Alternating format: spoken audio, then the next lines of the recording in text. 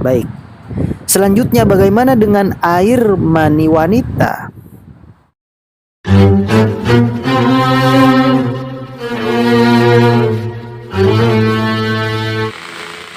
Assalamualaikum warahmatullahi wabarakatuh. Alhamdulillah wassalatu wassalamu ala Rasulillah Muhammad ibni Abdillah wa ala alihi wa ashabihi wa mawala, amma ba'du. Saudara dimanapun Anda berada, rahimakumullah. Di pagi yang cerah ini, di pagi yang penuh dengan kebahagiaan ini, alhamdulillah, mari kita kembali berbincang-bincang saudara.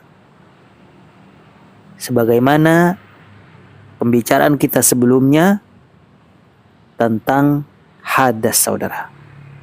Kali ini kita masih berbicara tentang hadas. Kalau sebelumnya kita telah berbicara tentang hadas, yakni hadas kecil, pengertian, penyebab hadas kecil, larangan saat berhadas kecil, bertaharah dari hadas kecil, sudah kita bicarakan saudara. Nah, kali ini kita akan berbicara tentang hadas besar. Nah, pertama adalah pengertian daripada hadas besar saudara. Hadas besar adalah kondisi hukum di mana seseorang sedang dalam keadaan janabah. Dan janabah itu adalah status hukum yang tidak berbentuk fisik. Maka janabah itu tidak identik dengan kotoran saudara, karena tidak fisik. Jadi janabah itu cuman status hukum. Saudara, mengenai hadas besar, ada beberapa penyebab tentunya. Kenapa seseorang menyandang status janabah? Di antaranya adalah keluar mani. Maka orang disebut berstatus janabah atau menyandang janabah. Dalam hal ini, orang yang mengalami keluar mani, baik dengan sengaja maupun tidak disengaja, meski dia telah mencuci maninya misalnya, dicuci dengan bersih, lalu mengganti bajunya dengan baju baru, tetaplah orang tersebut belum dikatakan suci dari hadas besar hingga selesai dari mandi janabah saudara. Selanjutnya, setelah kita membicarakan pengertian janabah itu, yang berikutnya adalah apa saja penyebab hadas besar. Nah, hadas besar ada penyebabnya. Hal-hal yang bisa mengakibatkan hadas besar adalah keluar mani yang pertama, kemudian yang kedua bertemunya dua kemaluan, yang ketiga meninggal dunia, yang keempat mendapatkan haid, kelima nifas, keenam melahirkan bayi. Nah, adapun ketiga penyebab pertama, yakni keluar mani, bertemunya dua kemaluan, meninggal dunia, itu bisa terjadi pada laki-laki dan perempuan saudara. Sedangkan tiga penyebab yang terakhir, yaitu haid, nifas, dan melahirkan, itu hanya terjadi kepada perempuan. Nah, mari kita bahas satu persatu penyebab daripada hadas besar. Yang pertama, keluar mani. Nah, keluarnya mani menyebabkan seseorang mendapat janabah, baik dengan cara sengaja, misalnya kayak masturbasi, atau tidak sengaja. Berdasarkan hadis Nabi SAW, hadis riwayat Bukhari Muslim, kata Nabi, al-ma'u minal ma'i, sesungguhnya air itu Artinya kewajiban mandi saudara minal ma'i disebabkan air pula, yakni air sperma atau keluarnya sperma.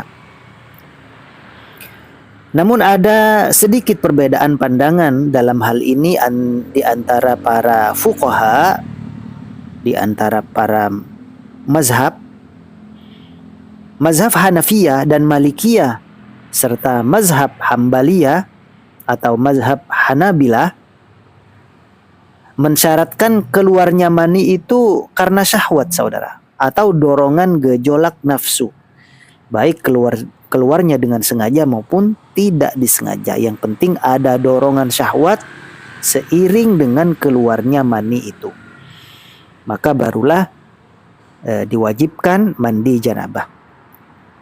Sedangkan menurut madhab Syafi'iyah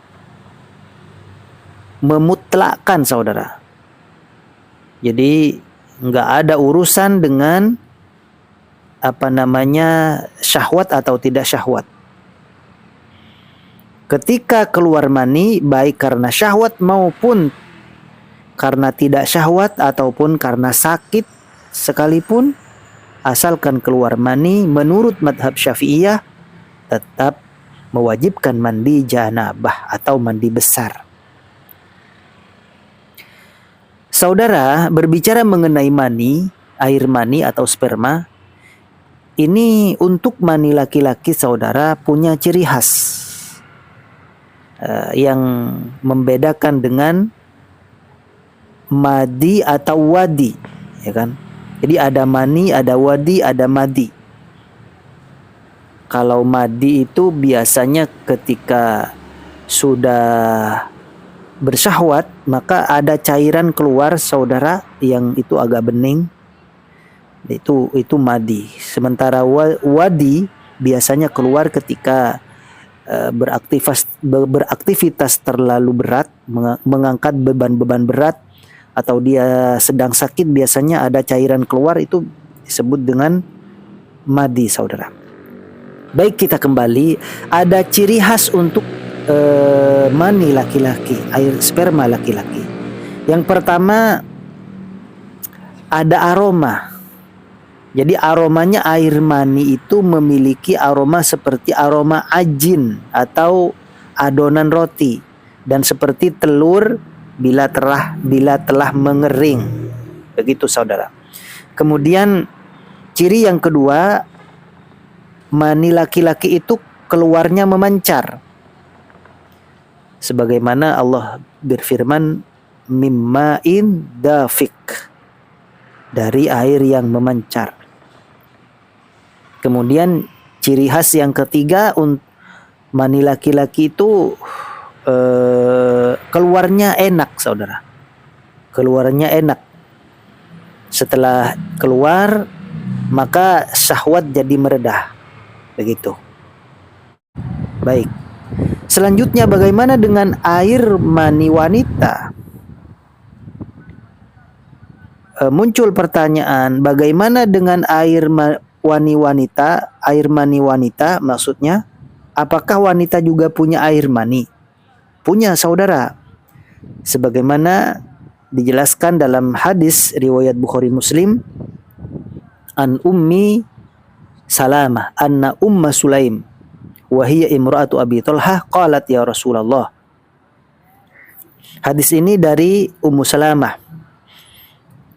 Ummu Sulaim, istri dari Abu Talhah.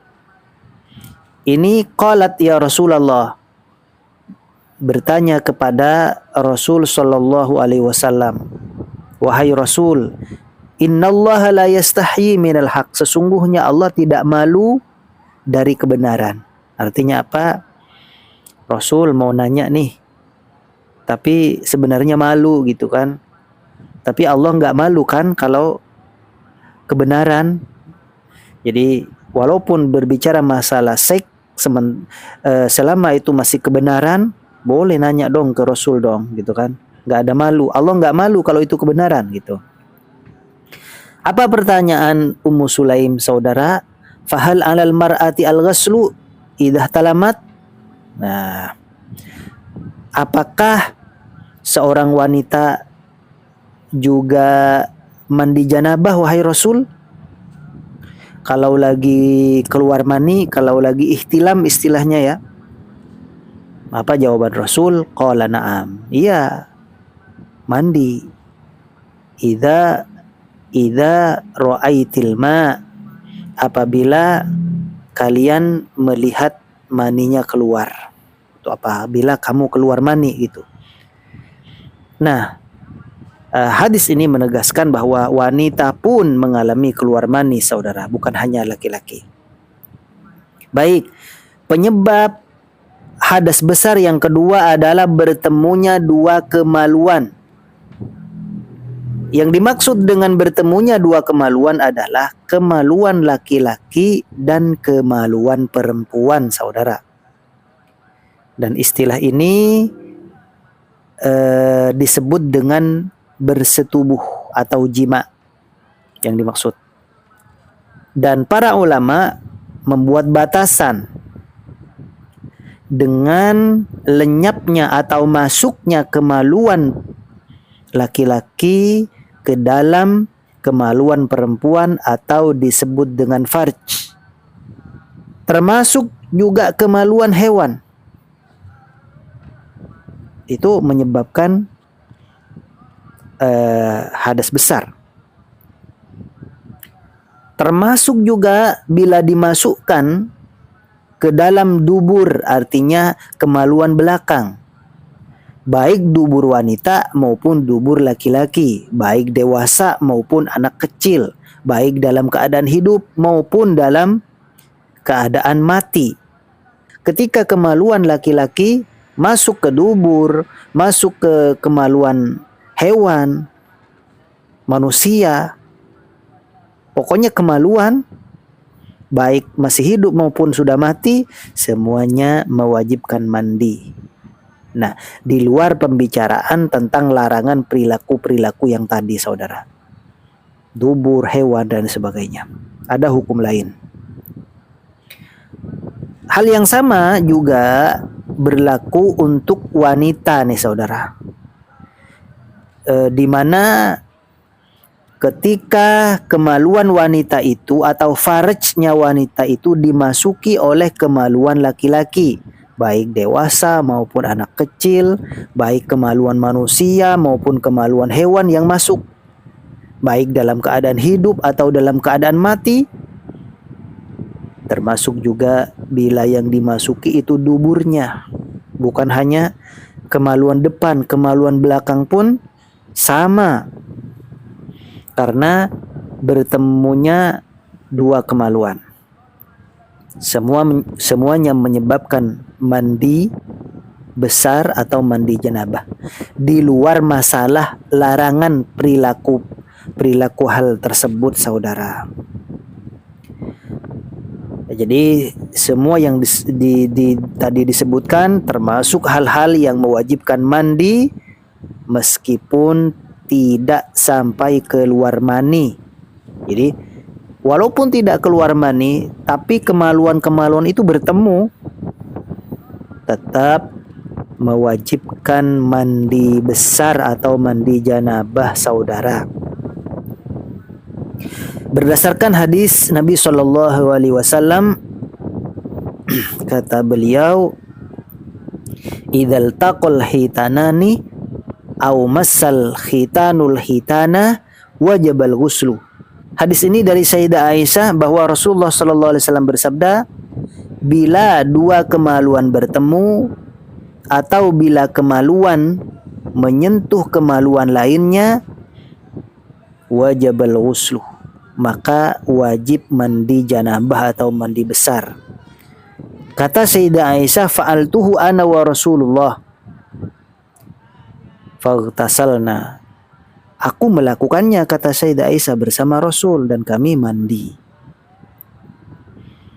Ada hadis yang lain, idza jalasa baina syu'abihal arba thumma jahadaha faqad wajabal ghuslu, muttafaqun alaih, saudara.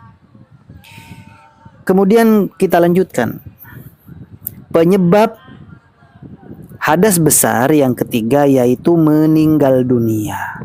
Nah, seseorang yang meninggal maka wajib atas orang lain yang masih hidup untuk memandikan jenazahnya. Karena ada hadis Nabi SAW, kata beliau, "Igsiluhu bima'in wasidrin." Mandikanlah jenazah itu dengan air dan daun bidara. Hadis Bukhari Muslim. Baik. Penyebab yang keempat daripada hadas besar, yaitu haid bagi perempuan. Haid atau menstruasi adalah kejadian alamiah yang wajar terjadi pada wanita dan bersifat rutin atau bulanan. Keluarnya darah haid itu menunjukkan bahwa wanita itu sehat, saudara. Allah Subhanahu wa taala berfirman dalam surah Al-Baqarah ayat 222, A'udzubillahi minasyaitonirrajim, wa yas'alunaka 'anil mahid qul huwa adzam fa'tazilun nisaa fil mahid wa la taqrabuhunna hatta yadhhurn fa idza tatahharna fa'tuhunna min haitsu amarakumullah innallaha yuhibbut tawwabina wa yuhibbul mutatahhirin. Shadaqallahul azim. Juga ada hadis Nabi SAW mengenai haid ini, idza aqbalatil haidu fada'is shalah fa idza dhahaba qadruha faghsili anki damah wa shalla. Kata Nabi, apabila haidnya tiba, tinggalkan sholat. Apabila telah selesai dari haid, maka mandilah dan sholatlah.